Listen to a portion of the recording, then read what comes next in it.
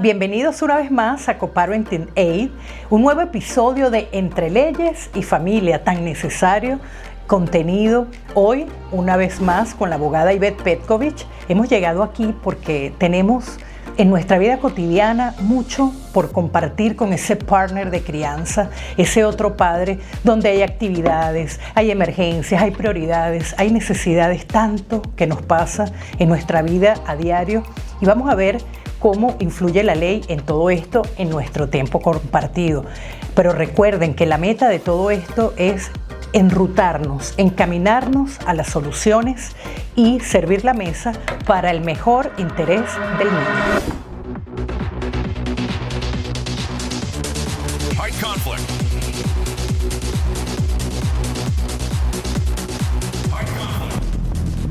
Oh my God.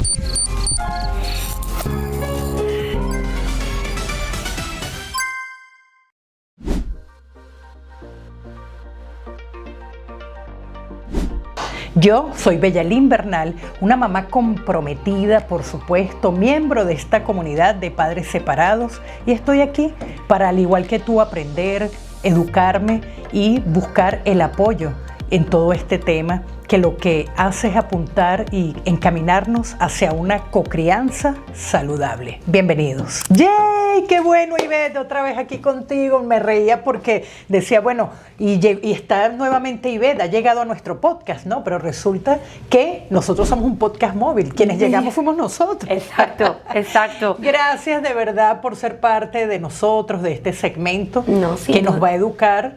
Y me encanta. Hoy te me estás tapando lo que te regalé. Te lo iba a comentar.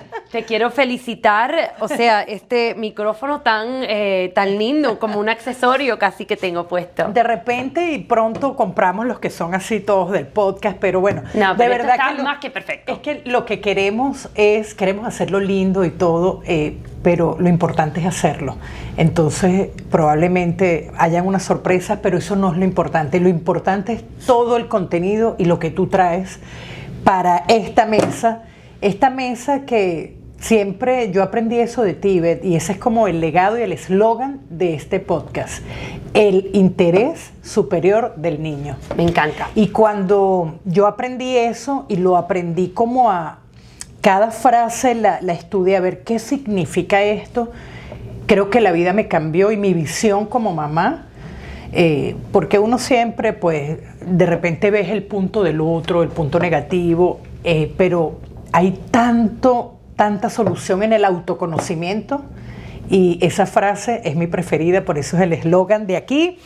Y bueno, tengo anotadas aquí otras cositas para ti.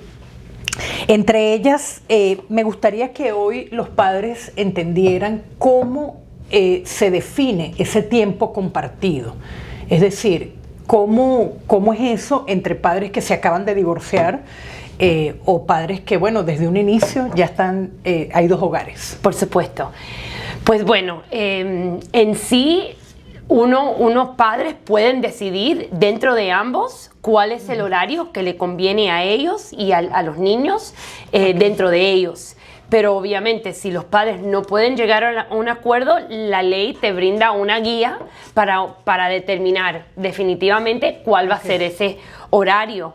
Y en sí, en la Florida, la Corte siempre mira a lo que es tiempo compartido con igualdad, lo que le dicen 50 y 50. Entonces, ¿cómo es que la Corte determina cuál es el horario? Pues en sí, la ley actualmente te da una serie de factores que la Corte va a analizar para determinar cuál es el horario más apropiado en el caso de uno. Los factores tienen que ver como, por ejemplo, la Corte quiere ver que un padre siempre va a apoyar que los niños tengan una buena relación con el otro, padres. O si hay un padre que habla negativamente constantemente del otro padre, a veces eso puede impactar lo que la corte decide sobre la cantidad de tiempo compartido, que uno va a seguir la orden de la corte, que uno va a estar a tiempo, que uno va a llevar a los niños a las actividades que tiene que llevar, que los niños van a llegar a la escuela al tiempo. O sea, hay una serie de factores que la corte utiliza como una guía para determinar cuál es el horario actualmente apropiado. Y en un juicio, cada lado presenta su evidencia que ayuda a la corte a aplicar esos factores a esta familia. Ok, pero entonces sí es importante como que los horarios de cada padre, o sea, es como una plantilla que existe, que tú rellenas. No necesariamente. O sea, si los padres van a llegar a un acuerdo dentro de ambos, sí, hay una guía general diciendo, por ejemplo, durante el año escolar, cómo van a compartir. La guía son los holidays. Los holidays, el tiempo en el verano, el spring break. O sea, sí hay recursos para crear un horario actual. Entendí, para segmentar. Exacto, pero eso es obvio, si alguien va a llegar a un acuerdo. Si no hay un acuerdo y va a la corte también va a determinar en el verano, durante el año escolar, pero la corte ahora va a utilizar evidencia que oye alrededor de estos factores para determinar actualmente qué hacer. En sí la pregunta tiene mucho que ver con, ¿esto es con el acuerdo de los dos lados o si es algo que se va a litigar ante la corte? Ok, y hablando de eso, ese punto que comentaste hace un ratito del 50-50, fue como un rumor, no fue el año pasado, fue en el 2023, hubo como algo. Me recuerdo que todo el mundo estaban cambiando leyes de inmigración, una figura pues del gobierno cambió leyes de inmigración, pero también hubo como cambios en la ley familiar respecto al tiempo compartido. Si me puedes comentar un poquito de eso. Sí, por supuesto. Ok, pues acuérdate que la ley de familia, como la ley criminal, es una ley estatal. Eso no está controlado por el Congreso en Washington, D.C. Seguro, no es federal. Exacto. Es controlado por Tallahassee, en la Florida, y en las legislaturas estatales. Entonces, ¿qué pasó? En el 2023 hubieron algunos cambios alrededor de este concepto de 50-50.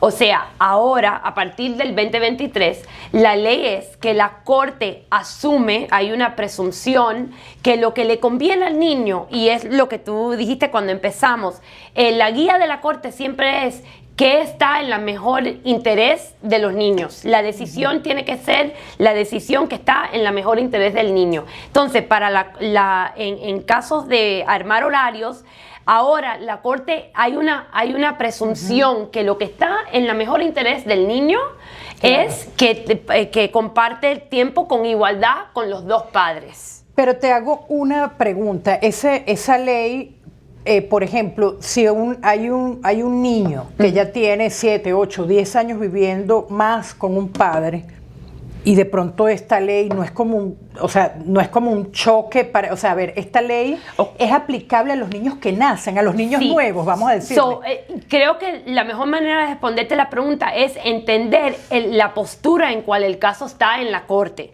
porque obvio, si hay una petición inicial, no hay ningún acuerdo con la corte. Anteriormente, la corte va a aplicar este estándar.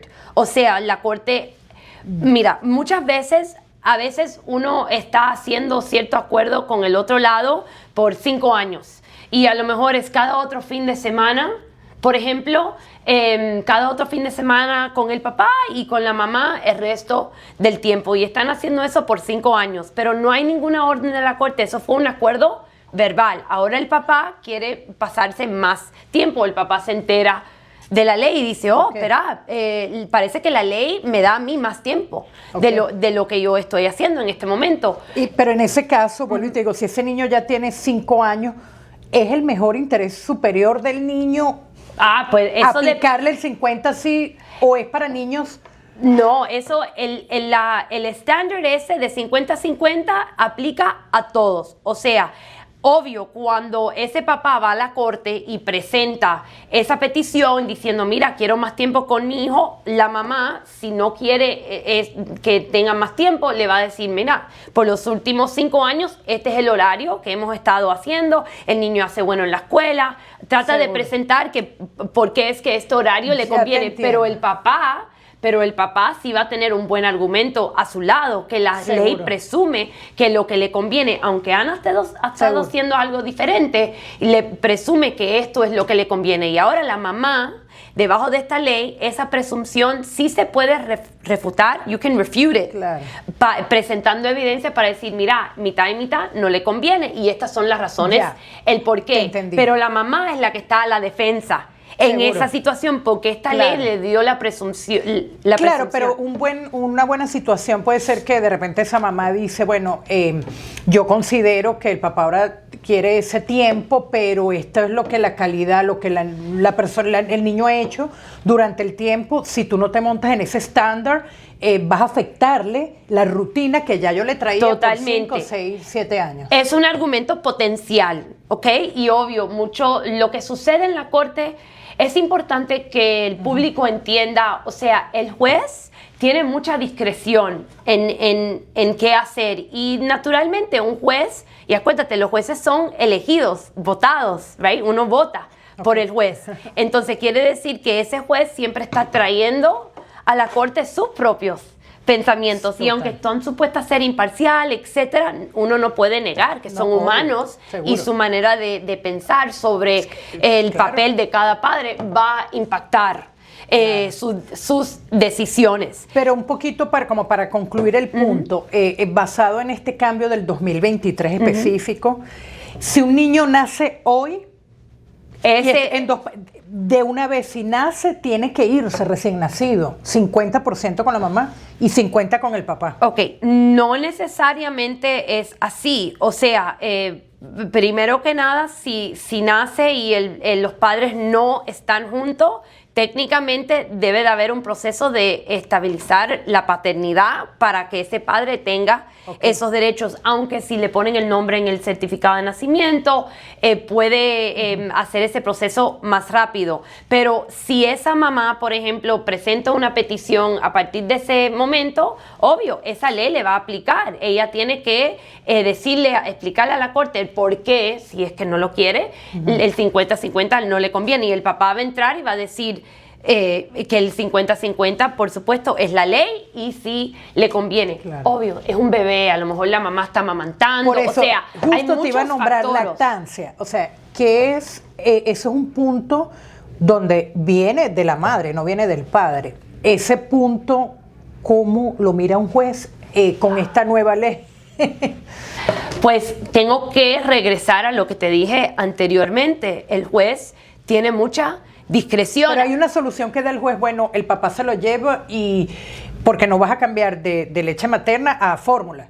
Porque exacto. Cuando está con el papá. Pero a veces el juez, a lo mejor el juez ve, a lo mejor la opinión del juez es que ese momento de amamantar, etcétera, es algo esencial en la vida del bebé y no quiere complicar ese proceso. O a lo mejor el juez lo ve como que, bueno, entiendo, pero el bebé está armando una relación con la mamá, tanto como el papá. La mamá puede utilizar máquina para sacar la leche, etcétera. Tenía esa idea en mi mente. Exacto. Y la corte lo determina que es apropiado. También importa qué tipo de trabajo hacen. O sea, hay tantos factores. Esa parte, Ibe, yo lo veo, gracias a Dios no soy abogada, lo veo muy como mamá, como una persona. Yo le diría al papá, oye, por más que la ley diga eso, yo no te voy a entregar, o sea, ahí a ordeñarme y a empacar la leche materna, porque tú tienes que cumplir tu tiempo. Porque no es lo mismo. No sé, pero o sea, es algo natural. Y ahí es donde yo digo, no podemos estar en la corte por algo que... Por eso es que el co-parenting es tan importante y desafortunadamente hay personas que aunque tú le digas eso Claro. Suena muy romántico en la corte.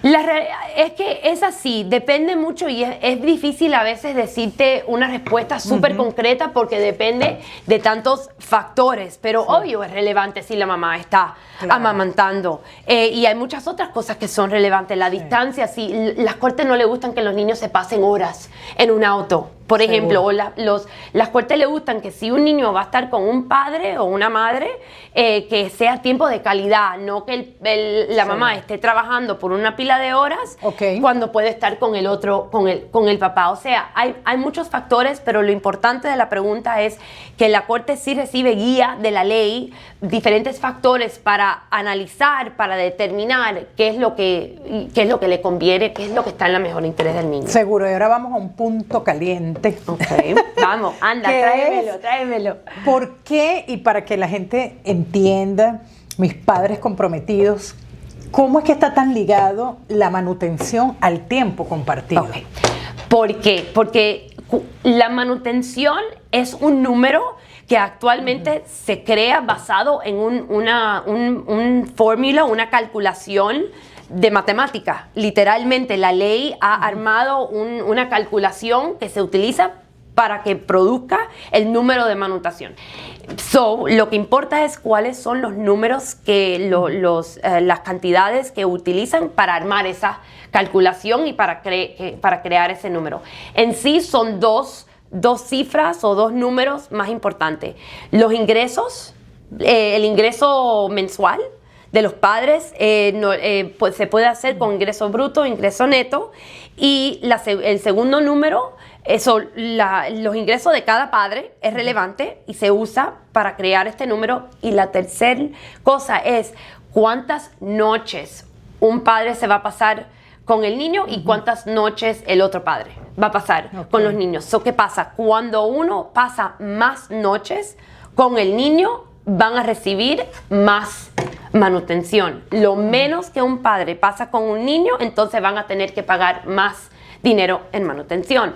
Porque es así, porque la idea es que si un niño se está pasando la noche con el otro padre, es como que le están dando el crédito a ese otro padre por todos los gastos asociados con ese niño. Darle de comer ese día, poner luz en la casa, renta, etc. Y la calculación tiene metido por dentro todos esos números. Cuando uno está calculando manutención, muchas veces lo que pasa es que uno, si no quiere pagar tanto en child support, entonces piden los niños más tiempo, porque lo más tiempo de noche que tienen el niño, lo menos que van a pagar en child support. Para hacerlo por eso fácil, le llamé el punto caliente. El 50-50, si el tiempo compartido es mitad y mitad, right? Mitad del año con uno, mitad del año con el otro, no necesariamente mitad del año, literalmente, pero la cantidad de días.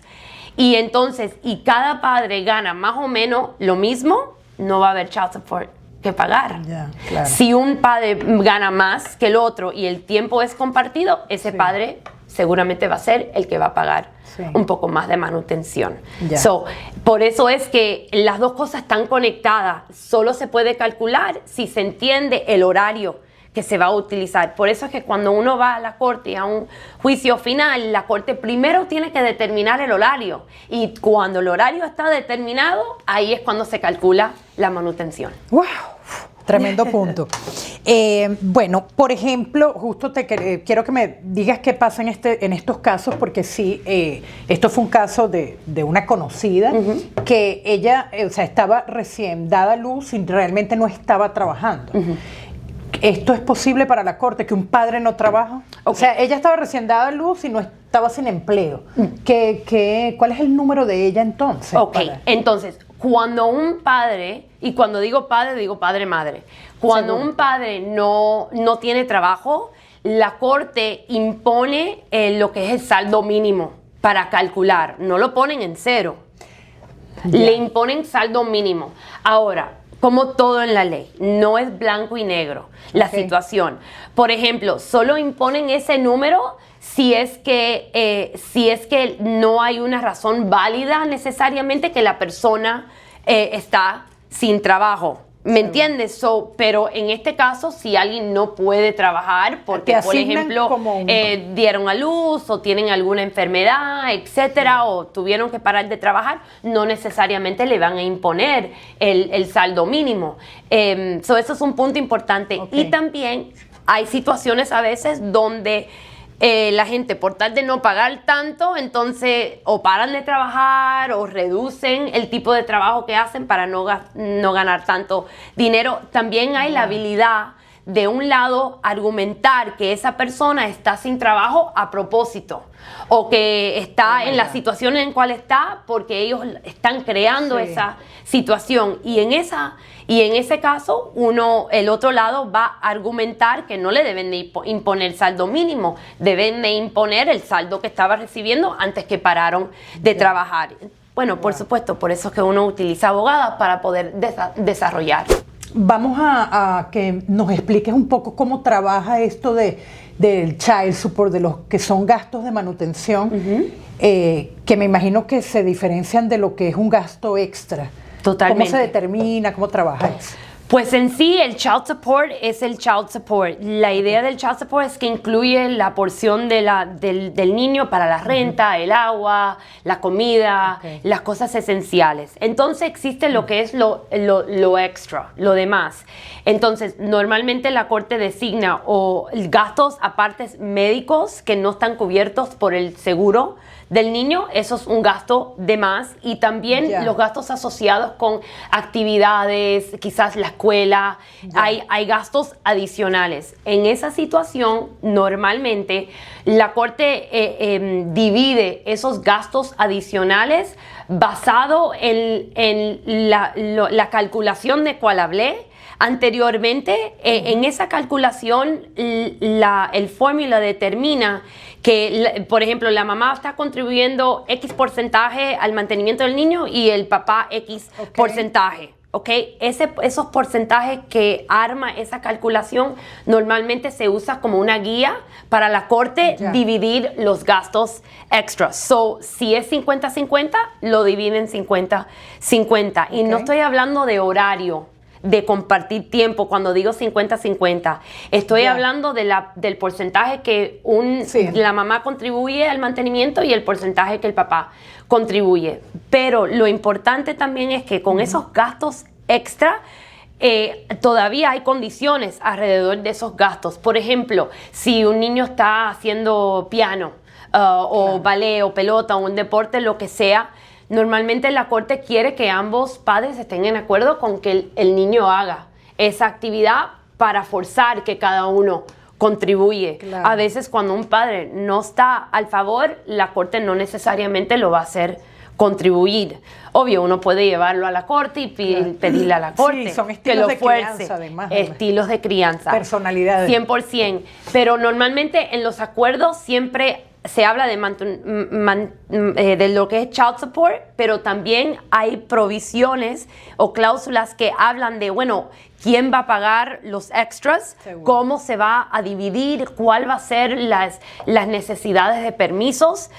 A veces ponen una limitación de la cantidad de actividades que puede ser el niño. Y pues esas cosas se pueden negociar, y si no se negocian, se puede pedir a la corte que lo no determine. Queremos ir más a la corte. Queremos un co-parenting saludable. Bueno, gracias, Ivette, una vez más por venir aquí, alimentarnos y nutrirnos entre leyes y familias. Se te quiere. Gracias.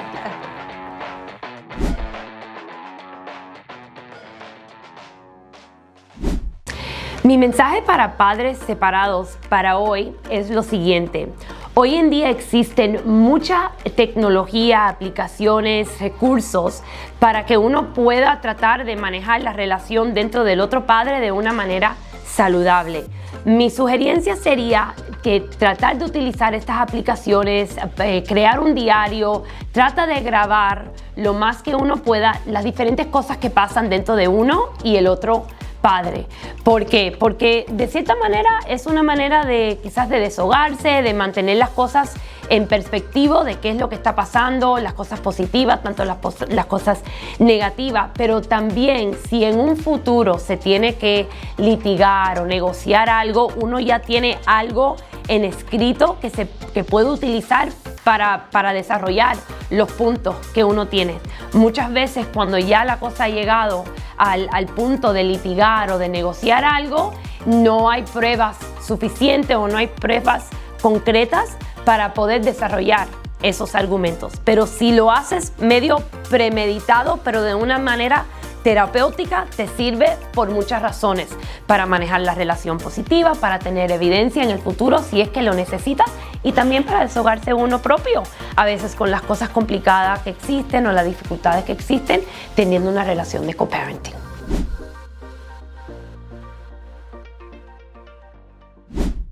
Hoy te reto, mamá, papá, y me reto a mí misma a que si tenemos un conflicto, hoy en la noche meditemos, pero de verdad hay tanto contenido y material en YouTube y puedes poner allí, yo te puedo hacer alguna recomendación, por ejemplo, Catalina Hoffman, y puedes poner esto para dormirte, créeme que te va a ayudar, y trata de que al día siguiente esas emociones, eso que te disgustó de ese partner de crianza el día anterior, al día siguiente no esté en ti, trata por lo menos. Así que te reto a que vayas poco a poco trabajando en ti y allí va a empezar la solución. Iniciamos esta bonita meditación.